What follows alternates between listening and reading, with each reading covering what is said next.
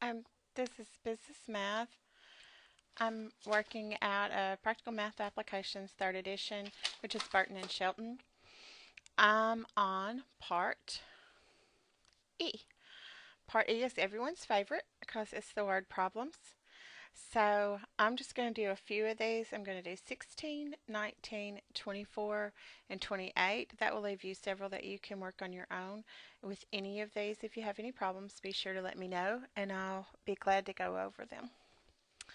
Okay, number 16.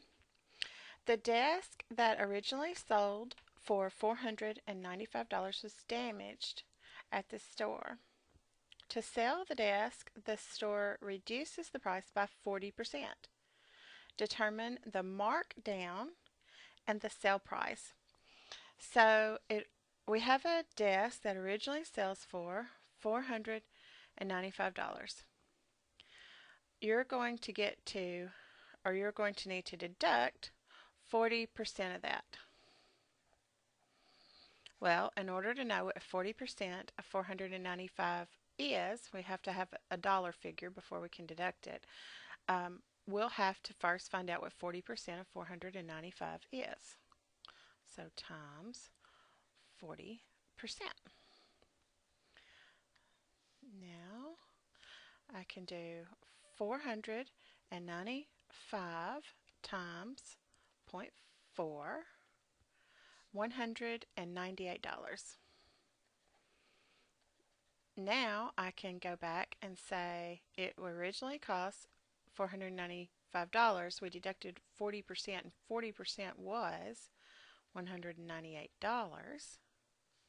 So my new selling price is 495 minus 198. So 297.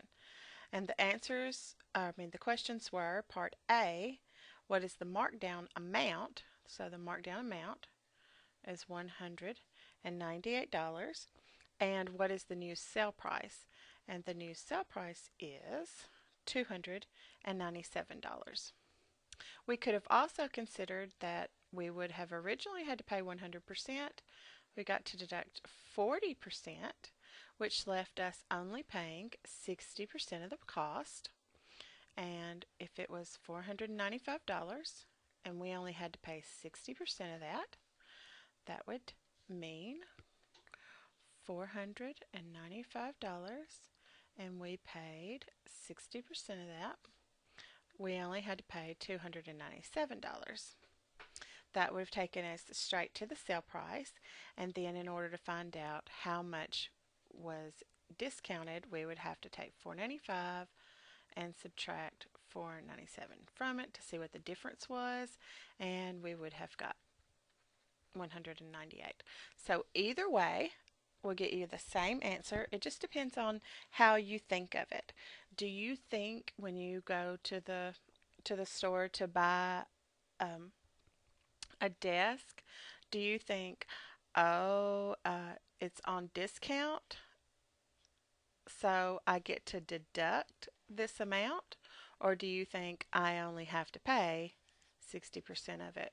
And whichever way it's easier for you to think of the desk, that's probably going to be the easier way for you to solve the problem. Okay, now let's do number 19. On number 19, if a stapler costs a retailer, so this is his cost, $13.79, and it sells for $16. What is the markup rate based on the selling price? So we know that our base is the selling price. It wants to know the markup rate based on the selling price. When we are looking for the markup on selling, then it's markup equals the selling times the markup rate, right? If we only have our selling for right now, that means I'm first going to have to solve for another component in order to be able to use this formula. The other component that I can solve for is my markup amount, because I'm given my cost and I'm given my selling price. And my cost less my selling price, no, let me set it backwards. My selling price, take out my cost, will leave me with my markup amount. So, selling is 16 even. It costs them $3.79. So each time they sell it, how much are they making? If it costs 16, and if it sells for 16, it costs them $13.79. That means each time they sell it, they're making $2.21. Now I can use this formula. My $2.21 is my markup amount. My selling price is $16, and I'm looking for my markup rate.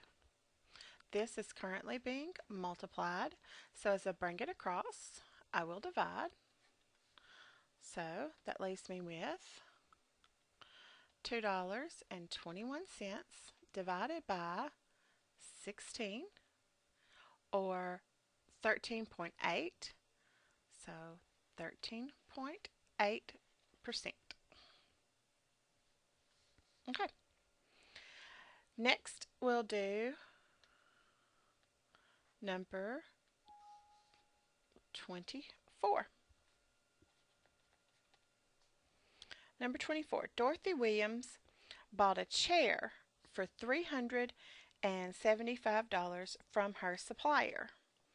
So she paid $375 from her supplier. She plans to sell the chair, so the selling price, for $650. What is Dorothy's markup amount, and what is her markup rate if it's based on cost? Okay, her markup amount will be her selling price less her cost. So let's do that part first, because we have the components to find that part.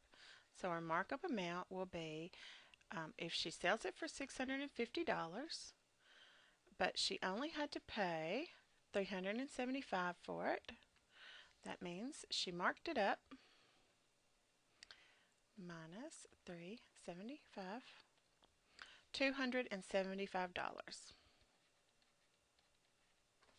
Okay, so my markup amount is $275.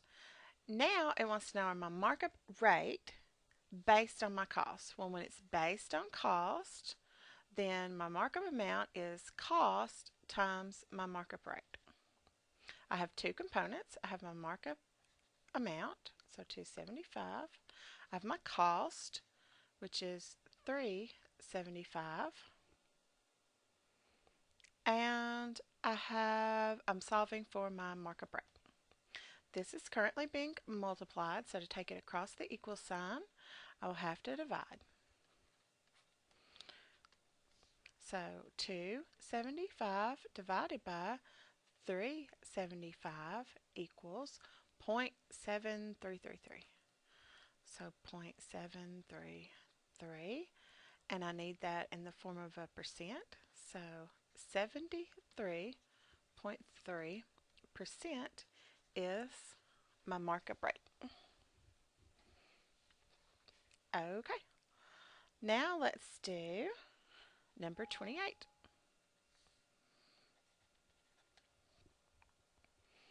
Evelyn Ott is a weaver, and she sells woven shawls, ponchos, and vests. She asked her assistant to mark down her shawls from $198 to $119. What is the marked down amount, and how much is the marked down rate? Okay, this is my original selling price, and this is my sale price. The first question is, how much is the markdown amount? Well, that's going to be easy for us to find. If she was originally selling it for $198 and now she's selling it for $119, she has marked it down $79. Okay, now it wants to know what's the rate. So she wants to put out a sign and say, we've marked it down what percent? If we consider percent equals base times rate, she's looking for the rate. She has the percent. The percent is the markdown amount, so $79. The base is what she started with, and what she started with is her original selling price, so $198, and we're solving for that markdown rate. $198 is currently being multiplied, so I'll bring it across. I will divide. So $79 divided by 198, that gives me 0.398 or 40%.